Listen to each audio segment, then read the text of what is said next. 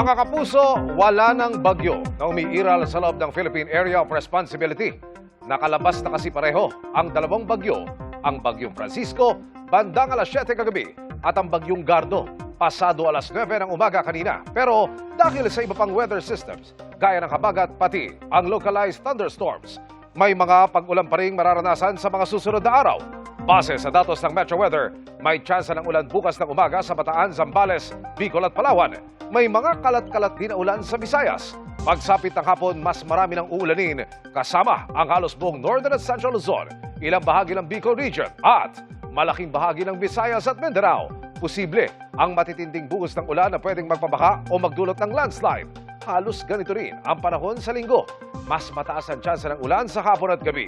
Ganyan din sa Metro Manila.